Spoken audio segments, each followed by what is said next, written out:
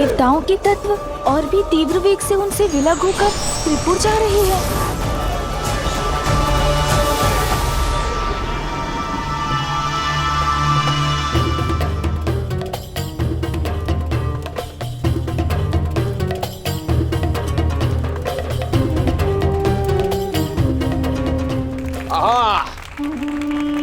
यही है वास्तविक आनंद, ये नृत्य, ये संगीत, ये मदिरा। दिव्य पुरुष ने उचित कहा था, जीवन सार्थक तो अब हुआ है। ये सत्य है कि मंदिर से बड़ी है ये मदिरा, ये आनंद। अब त्रिपुर में ये आनंद उत्सव नहीं रुकना चाहिए। लाओ और मदिरा लाओ।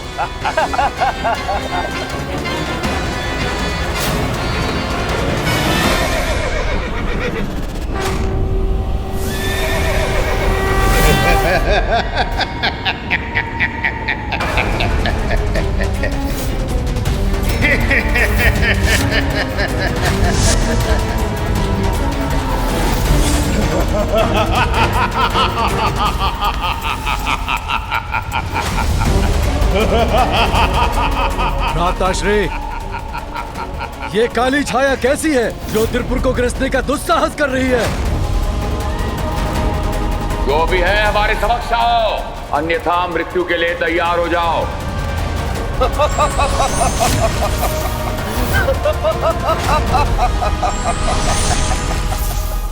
राहु, राहु तुम व्यर्थ आए हो यहाँ, क्योंकि तुम्हारा ग्रहण सूर्य या चंद्र पर चल सकता है, हमारे त्रिपुरासुर में नहीं। ग्रहण तो लगने वाला है अब तुम्हारे राज्य पर, महादेव के क्रोध का ग्रहण, क्योंकि अब वो अपने रथ पर आरूढ़ होकर तुम्हारा विनाश करने के लिए निकल चुके हैं। और ये मत भूलो, त्रिपुर भी अब एक सीधी रेखा में आने वाला है। तुम्हें वो वरदान तो स्मरण है ना, जब सहस्त्र वर्षों में हमारे त्रिपुर के तीनों पुर एक सीधी रेखा में स्थिर हो, और जब शिवजी अपने एक ही बाण से हमारे तीनों पुरों पर प्रहार करें। प्रभु, मात्र इसी अवस्था में त्रिपुर और हमारा विनाश संभव है। बस यही स्मरण कराने और सचेत करने आया हूं तुम्हें मैं कि तुम्हारा विनाश तुम्हारी ओर बढ़ रहा है।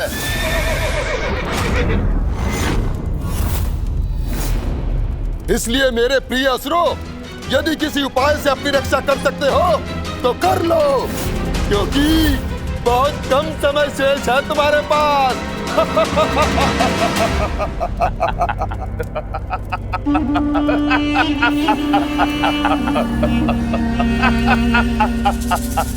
उचित कहा तुमने राहु, समय शेष नहीं है, परंतु असुरों के विनाश के लिए नहीं, हमारी शक्ति और सत्ता की पुनर्स्थापना के लिए। गुरु शुक्राचार्य और त्रिपुर राज्य के स्वप्न को पूरा करने के लिए है। राहु, जो तुम समाचार लाए हो उससे कहीं अधिक भयावह दृश्य नहीं है ये। प्रभु महादेव हमारे विरुद्ध खड़े हैं, किंतु हम तो वर्षों से इस गुप्त असुर सेना का निर्माण कर रहे हैं। किंतु क्या ये सेना महादेव और उनके पुत्र गणेश को रोकने में सक्षम होगी? श्री गणेश यहाँ आकर भले ही सब कुछ ज्ञात कर चले गए हो और जाकर महादेव को भी बता दिया हो, किंतु चिंता की कोई बात नहीं, क्योंकि हमारी असुर सेना अभी भी अदृश्य है। अब स्वयं महादेव देखेंगे कि कैसे असुर विनाश करने में सक्षम है। समस्त संसार में अच्छाई का नाश कर असुर सेना अपने अनुसार नवीन सृजन करेगी। ओम झूम हुम स्वाहा।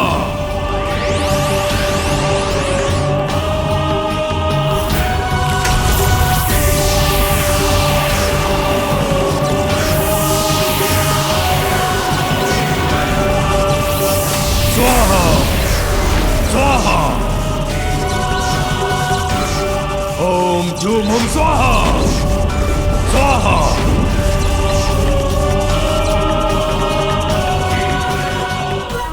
देखता हूं हमारी असुरी सेना से संसार की रक्षा कौन करता है। ओम ह्रूम हुम स्वाहा।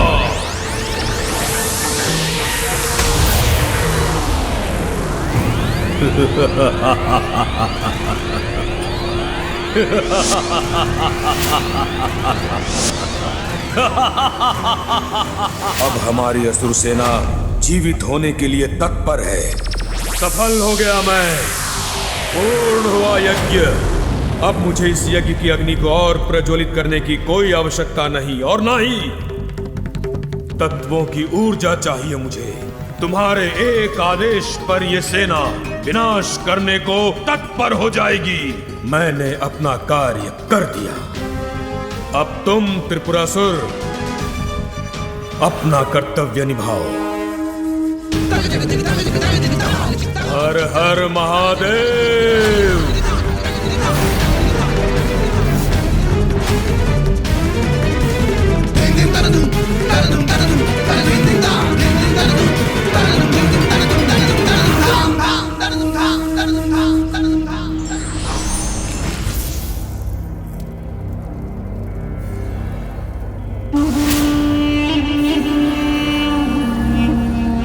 असुरों और देवताओं के महासंग्राम के लिए तैयार हो जाओ। एक ऐसा महासंग्राम जहां विजय अवश्य असुरों की ही होगी। सृष्टि का नवीन इतिहास रचेंगे हम असुर।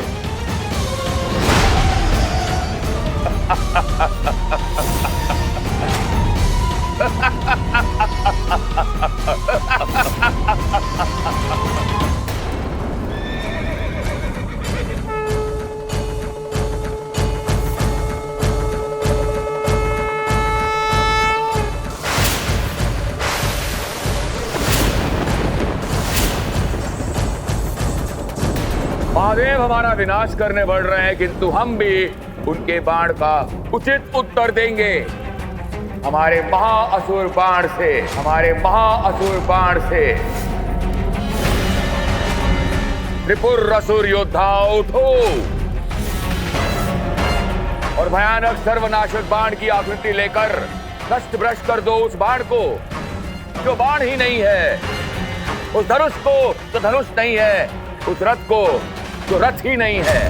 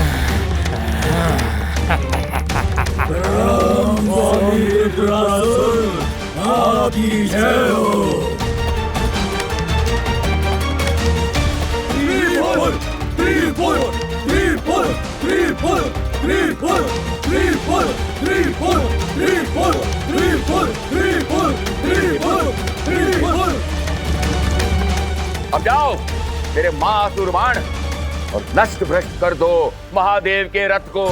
जाओ।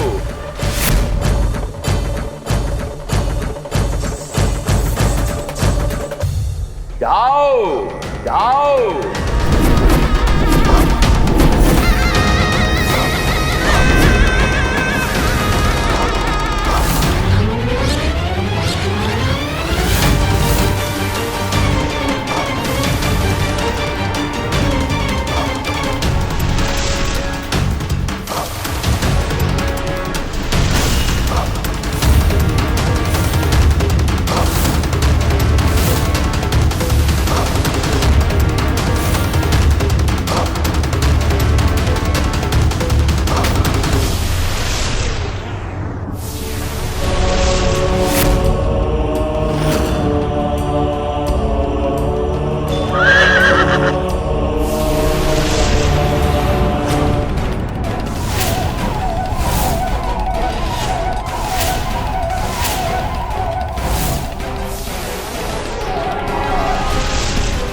तो प्रभु महादेव के रथ पर असुरी शक्ति का महाबाण चलाकर इन ढोंगी असुरों ने अपनी धृष्टता का परिचय तो दे ही दिया।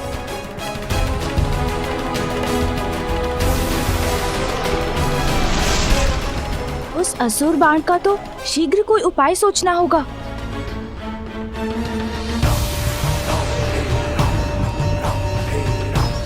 प्रभु महादेव, यह असुर बाण हमारी ओर तीव्र गति से आ रहा है और आप विष्णु बाण मात्र एक बार ही प्रयोग कर सकते हैं और साधे हुए बाण को हटाकर दूसरा बाण लगाना अधार्मिक होगा।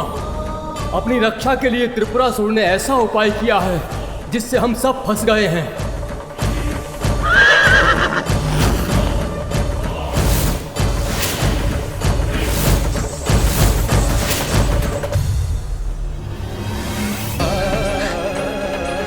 यदि हम शक्ति से संपन्न होते तो अवश्य महादेव का साथ देने के लिए इस युद्ध में भाग लेते। अब क्या करेंगे महादेव, क्या करेंगे?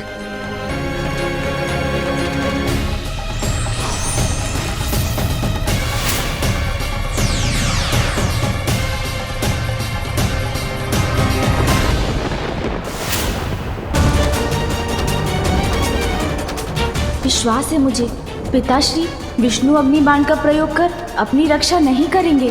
उससे तो वो मात्र त्रिपुर पर ही वार करेंगे।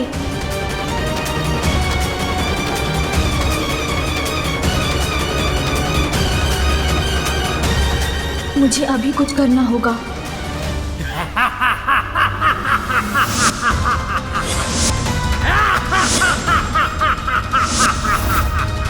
बस अब शीघ्र ही नष्ट होने वाला है महादेव का रथ, जिसके बाद सभी चिंताओं से मुक्त हो जाएंगे हम।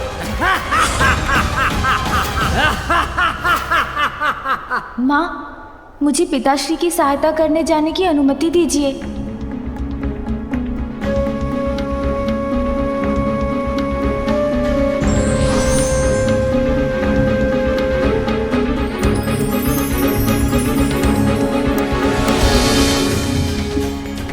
पुत्र, इस रुद्राक्ष माला को महादेव और मेरे आशीर्वाद स्वरूप ग्रहण करो। मुझे विश्वास है उचित समय आने पर ये अवश्य तुम्हारी सहायता करेगी। दीजिए माँ।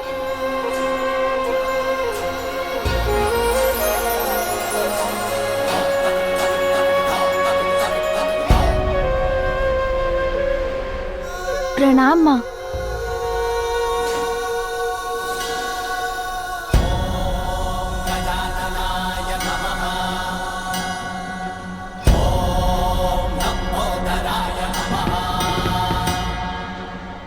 चलिए मूषक जी। चलिए प्रभु।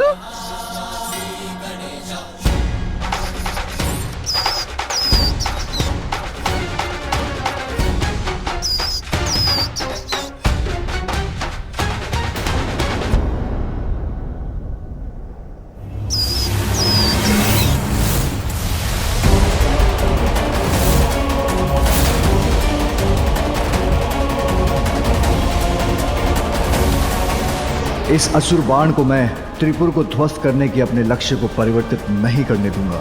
जब तक त्रिपुर एक सीधी रेखा में ना आ जाए, मुझे विष्णु बाण को इसी प्रकार यथास्थित रखना होगा। कहीं त्रिपुर के सीधी रेखा में आने के पूर्व ही ये असुर बाण हमारे इस रथ से टकरा गया तो सर्वनाश हो जाएगा।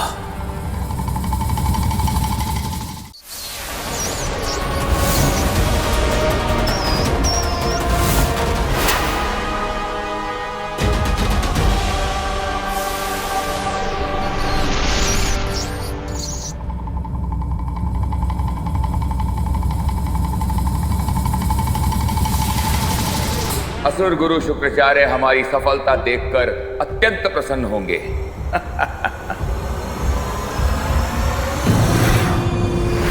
सुरक्षित रहेंगे त्रिपुर, नाश होगा महादेव के रथ का और प्रारंभ होगा कभी ना नष्ट होने वाला असुर साम्राज्य।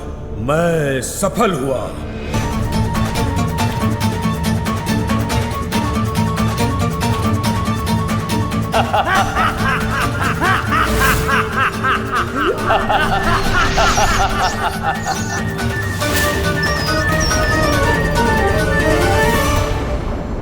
मूषक जी, यही उचित समय है।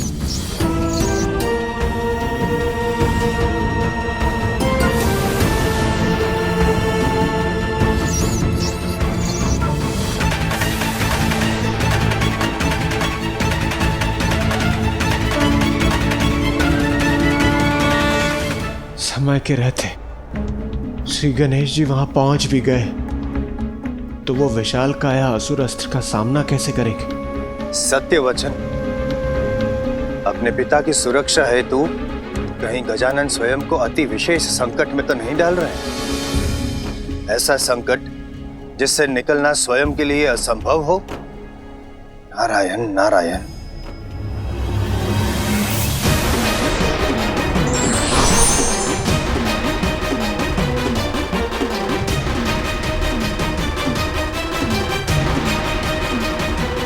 अपना आकार कितना भी बढ़ा ले गणेश, हमारे अपराजय अस्त्र से टकराकर यह अवश्य नष्ट हो जाएगा।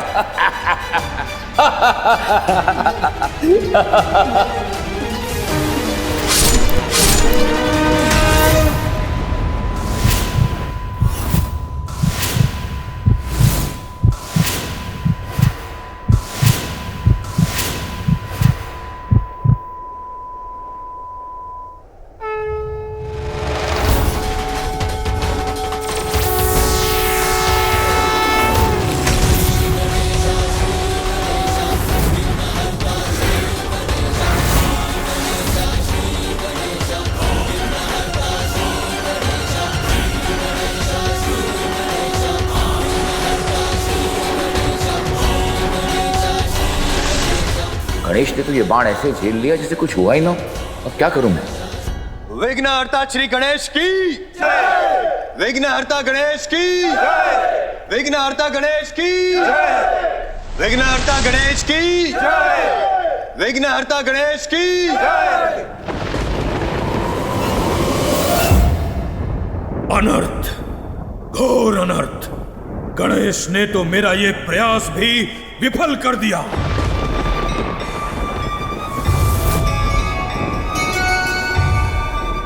त्रिपुर सीधी रेखा में आ रहे हैं, अर्थात अब पिताश्री द्वारा उनके नष्ट होने का समय आ गया है।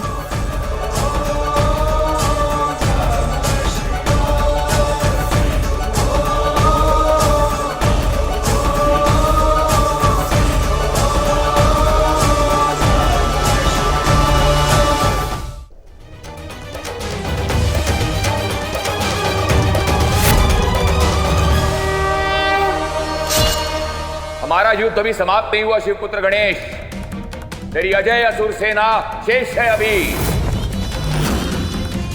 एक ओर का वार तो तुमने रोक लिया, परंतु जब सारी दिशाओं से घेर कर तुम पर आक्रमण होगा तो तुम इस आक्रमण को रोक नहीं पाओगे। महादेव का रथ नष्ट होकर ही रहेगा।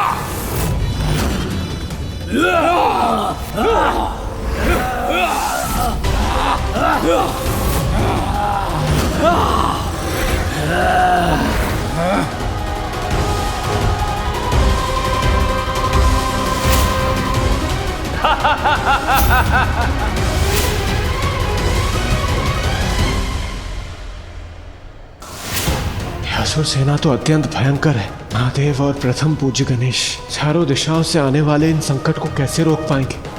देखो देखो कैसी अनंत सेना है ये, जिसका तुम कुछ नहीं बिगाड़ सकते।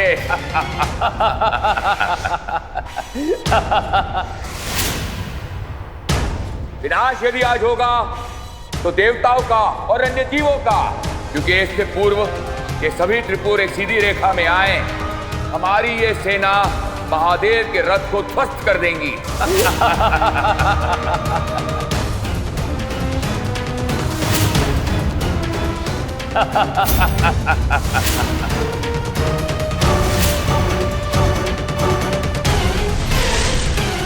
सत्य एकाकी भी हो तो भी सौ झूठ पर भारी पड़ता है। धर्म परीक्षा लेता है, कभी साथ नहीं छोड़ता। ये दोनों जिसके साथ हैं वो कभी पराजित नहीं होता।